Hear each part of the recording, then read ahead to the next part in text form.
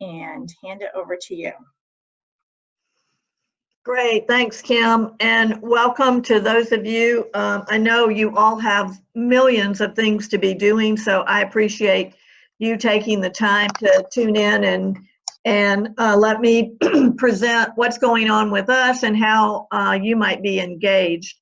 I'm hiding behind the PowerPoint, the webinar this morning, but if I haven't met you, I hope that I will at some point, but meanwhile, here I am, so you at least have an idea of where the voice is coming from.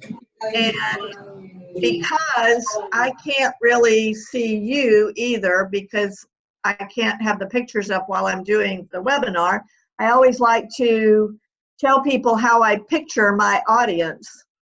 And this is fun, but not a joke. I truly, truly believe that the people who work in the field of addiction in no matter what capacity are truly the superheroes of their community, their country, because this is such an important issue. So many people are suffering from this devastating disease, and those of us who are working either to prevent, treat, or support people in recovery are incredibly important. So I never want to miss an opportunity to thank you for what you do. This is often a very thankless job. We often don't realize the good stuff that happens after people move back into the community. However, you wouldn't be here and still be working in your field if you also didn't understand that there was still so much left to do. So I appreciate your fearlessness and ready to take on the challenge, even though I am convinced that you probably really feel like this, or maybe even spend your nights like this, trying to get everything done, worrying about what has to be done in that to-do list and all of that good stuff.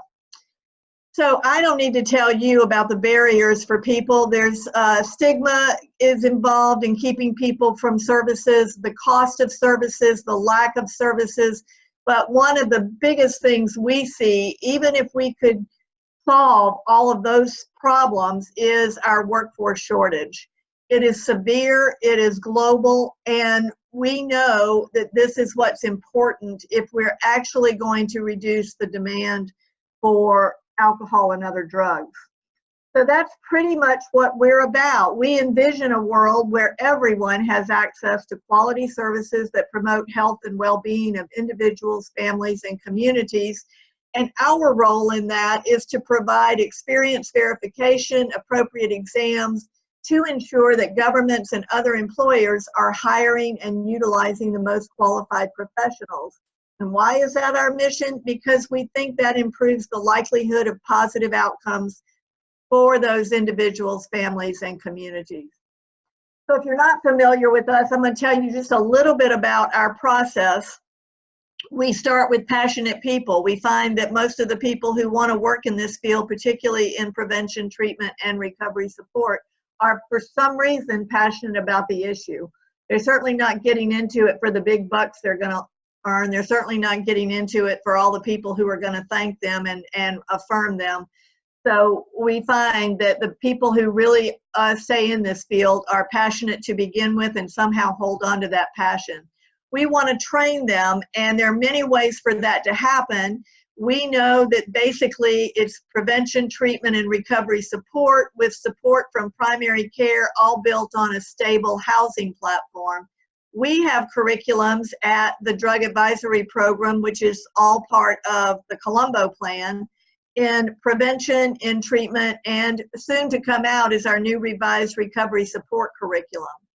So if they've gotten training somewhere else, some people are already professionals. We just want to make sure there's been some training, so we have some qualifications for that. We then want them to have some experience and some clinical practice in whatever field they happen to be working in, and then our role is to provide the exam. It's a multiple choice test, different number of questions for whichever level you're doing. And we get the question all the time, why isn't training just enough? Why do we need to do an exam?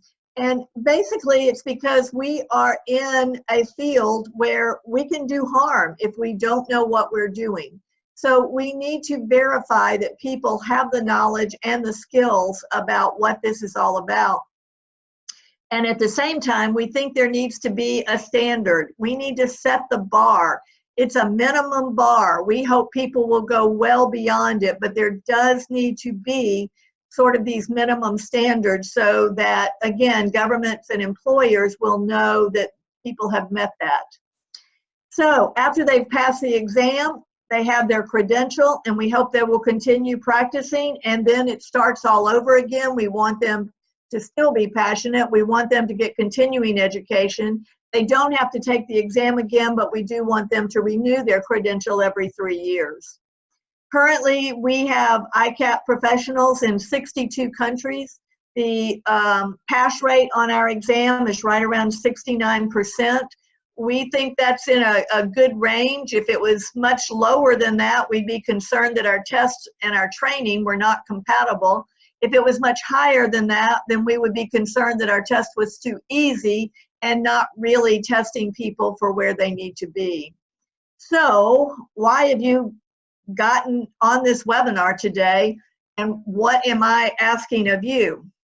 We basically work together as 3 organizations on workforce development: the Center, ICUDDR, and ICAP. I'm sure you've heard of ICAP, our Society for Professionals, and all 3 of us work together to not only develop the workforce and expand the workforce, but also to improve the workforce so that people are getting good care.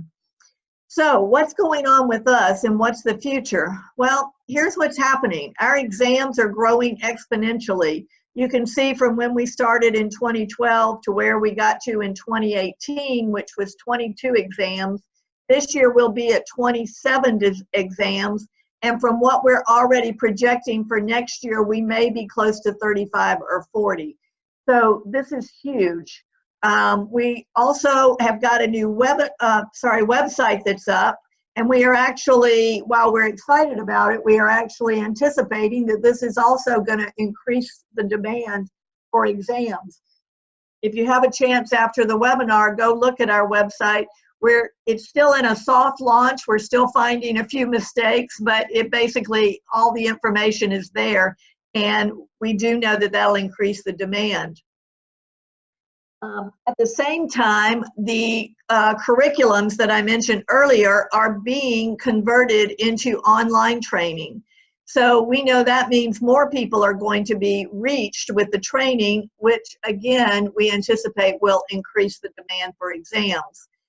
We're very excited about this. Course 2, the Continuum of Care, is going into a pilot phase, and we hope to have it up for anyone who wants to take it not too long after the first of the year, and then hopefully we'll get the other 7 courses up pretty quickly now that the first one has gone through all of the issues and figuring things out. We also are increasing different ways to take the exam. Currently, the majority of our exams are done paper and pencil. As you see, we also, in a few instances, a couple of universities and governments have computer centers where we've been able to do the exams that way. But we're also going to introduce remote proctoring, where if someone has a stable internet connection and a camera on their computer, they can schedule their exam at their convenience, and we will provide someone to watch them take the exam, and that way they don't have to travel to a central location. So all of these things are working to increase our demand, which is the good news. But as I tell my staff, if we don't get out there and try something, we're not going to gain anything, and we're not going to make any progress. So currently, it costs us about $3,000 US per trip and 3 days of staff time to conduct an exam. We can sometimes put them together and be more efficient, but obviously this is something that's just not sustainable. As our exams go up, our funding is not going up, so we have to find new ways to deal with this. So what are we looking for? Basically, we're looking for local proctors so that we can contract with people who we feel have the training and understanding of what it means to proctor an exam, and this is where you come in. So we're looking for people who have some experience in proctoring exams. Maybe they work at the university, maybe they're even a high school teacher, but we're looking for people who understand what this means and that they appreciate the need for exam security. Obviously, if our exam was to get out, then we would lose all credibility, have to develop a new exam. And so it is extremely important that our exams are protected from whenever they arrive to whenever they are shipped back. We're also looking for someone who is not too shy or embarrassed to call out when someone is cheating. When you proctor an exam, you have to be willing to watch what people are doing and identify if there is cheating going on. Again, our exam would have no credibility if we just let people come in and talk to each other and do it as a group project. We hope people have a little bit of passion for what we're trying to do. It's not required, but it's a nice optional thing that they understand what we're doing and support that. And then because of all the things that go into this, we need someone who's pretty detail oriented in terms of counting exams and checking to make sure everything's there and checking people's IDs and all of that good stuff. And one of the biggest things we need is the person must either be already credentialed, so they've already taken our exams or someone else's exams, or they agree not to apply to sit for the exam for 3 years. Obviously, they have access to the exam, so it's important that the person is either credentialed or maybe they work in another field at your school and they are willing to proctor, they love doing that, but they're not really interested in ever getting credentialed. So this is obviously one of the most important parts of whoever we have as a local proctor. What will they have to do? They will have to receive the shipped exam booklets. We will have them shipped directly to them, then transport those exams to the testing site, check candidates in and verify their IDs. They will already be registered. We'll give them the sheet, but we need to make sure that the person whose name is on that sheet is the person who's there to take the test. And so that's why we require another ID check.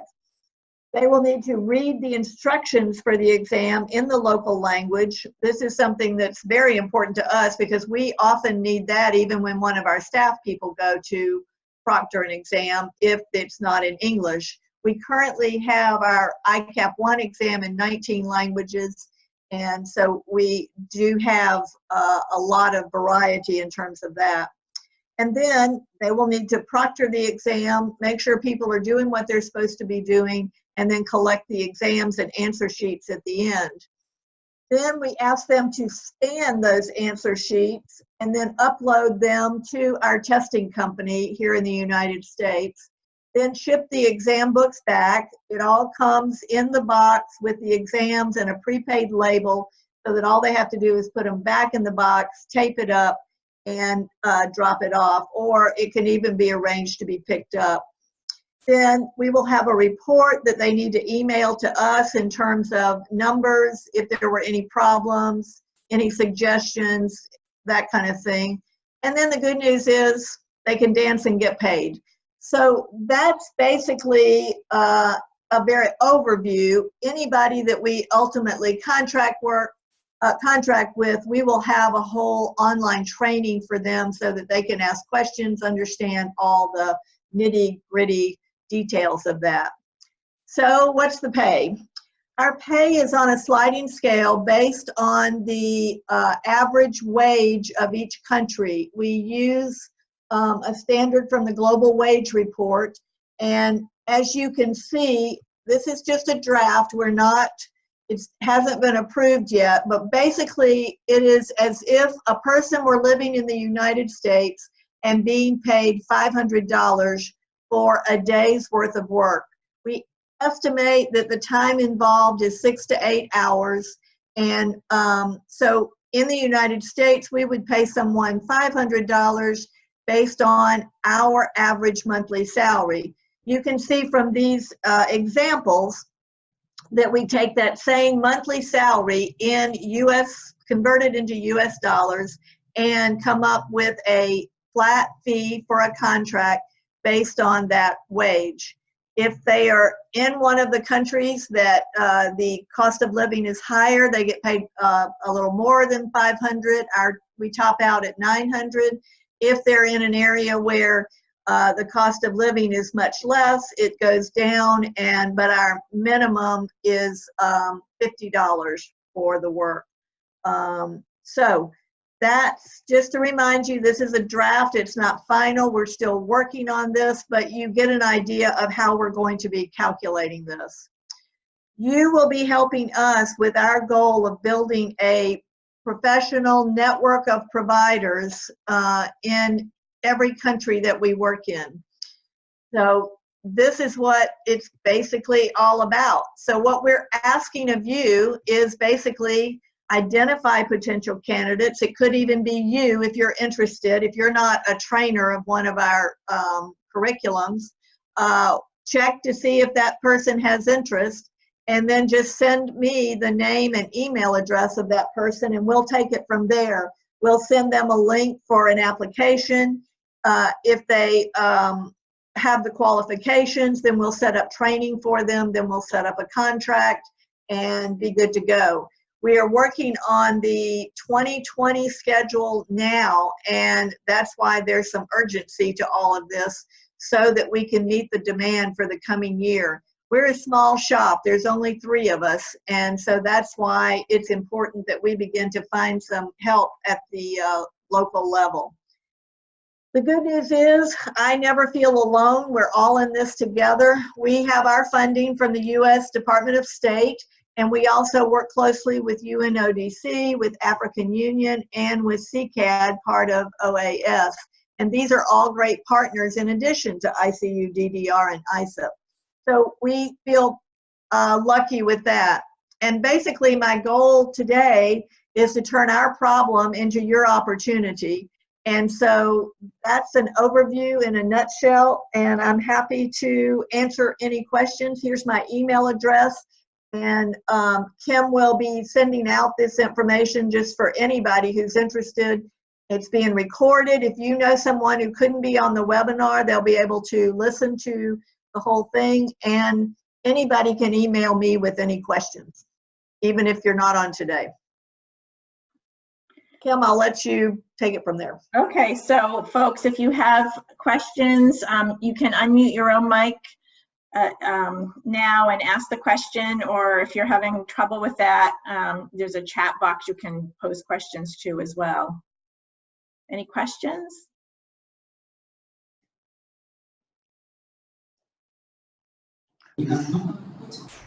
Hello? Hello? Yeah, go ahead. Hi, I'm Diana from Paraguay. We're here with the Dean of in the School of Medicine, Medicine School, with the directors and the deans. And we have a few questions in regard to the procedures and how this is going to be taking place. One of them being, is there any administrative or financial costs that we have to make in order to sign up for the to design a proctor?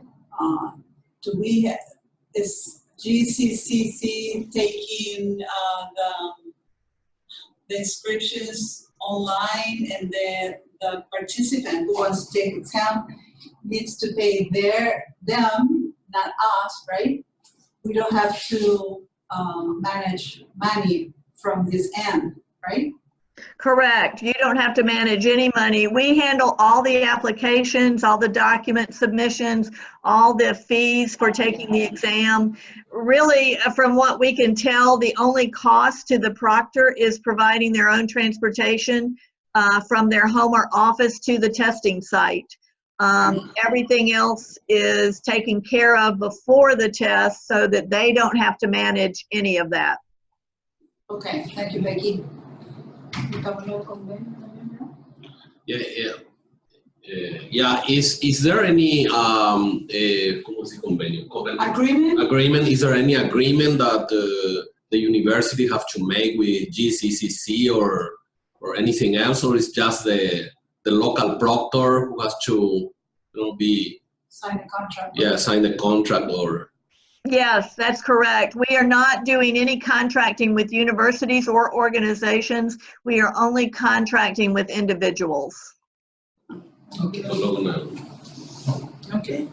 Okay. So the role of the university is basically provide some candidates who has shown interest in proctoring exams and Right.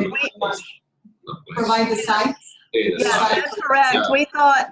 We thought this was the first. We are not just opening this up to a wide range of people to apply. Kim and I talked about this, and we thought you would be a great place to start in terms of who you might know that would be interested in, doing something like this. Generally, our exams in most countries are only once a year. So it's not a big job. Nobody's going to make a lot of money on this. We could use, in many cases, 3 or 4 people just because of scheduling. And also in some countries, we have quite a few candidates, and we like to have one proctor for every 35 people. So sometimes we use, 3 or 4 proctors. Sometimes we only need 1 proctor. And again, except in a few cases, most countries, the exam only takes place once a year. Yeah. Okay. And seeing the table of rates, a draft that you showed us, Paraguay was not included in the list. Yeah, I'm sorry. I just wanted to put some examples up. I couldn't put up all the countries, and I apologize about that, but just to give you an idea, and as soon as we get the entire list of countries approved, we will send that out. Yeah, okay. But we may want to use the reference of Peru that is kind of close to us, and right? We can use that reference as a basic reference. Use it as a reference and kind of see where you are in that list of example countries. Okay, thanks. Becky, this is Kim. Their question actually raised a question for me. So you find the location in a country for the exam.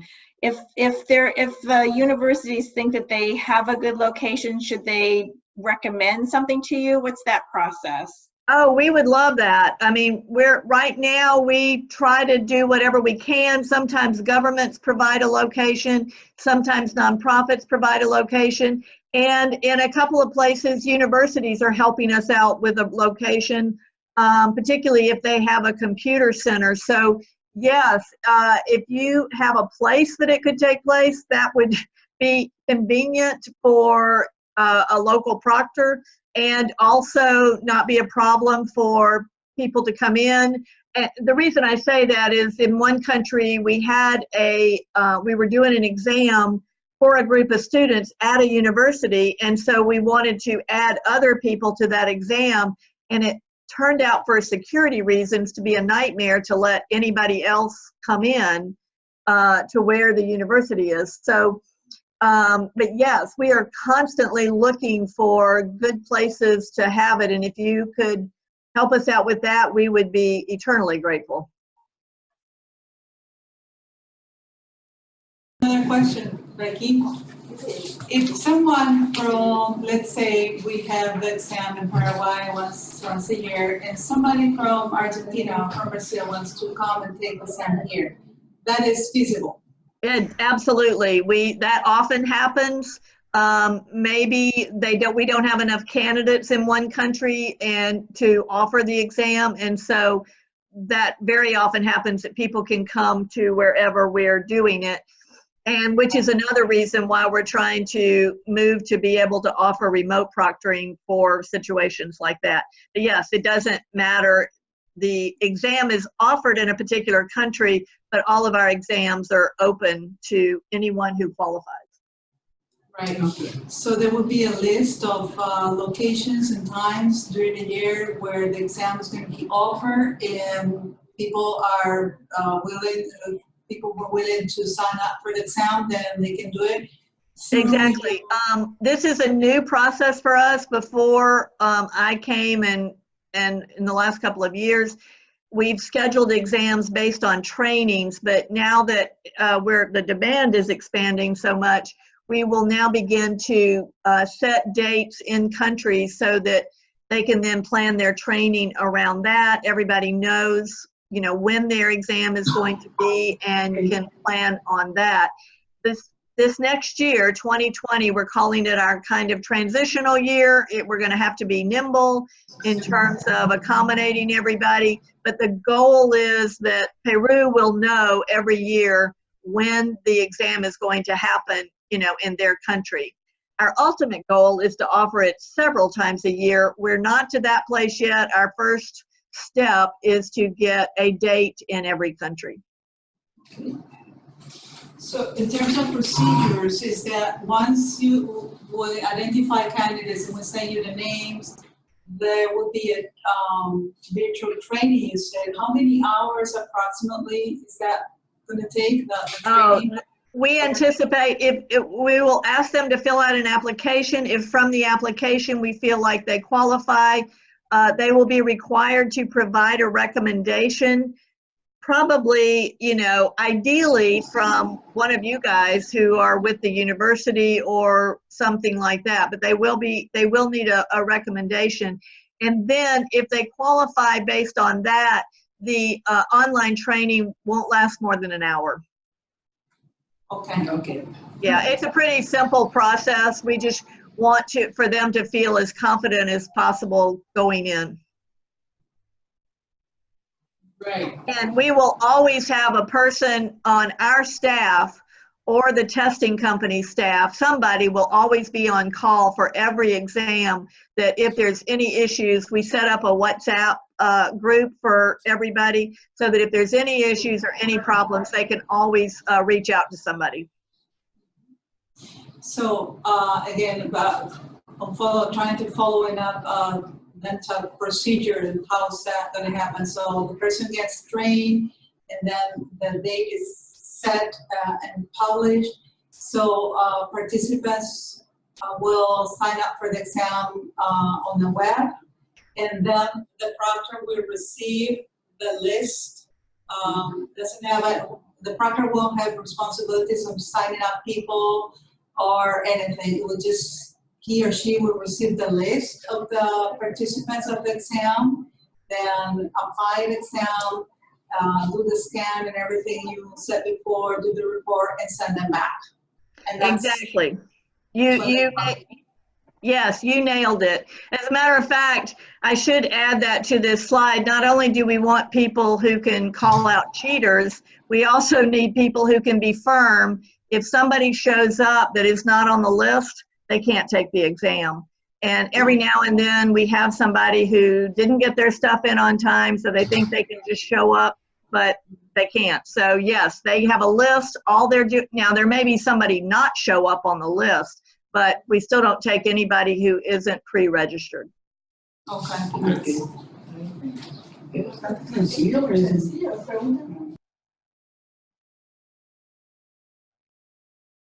okay.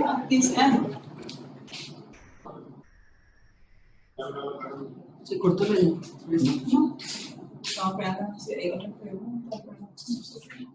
Are there other questions? Oh, you guys are great. I really, really appreciate the interest. This is really encouraging.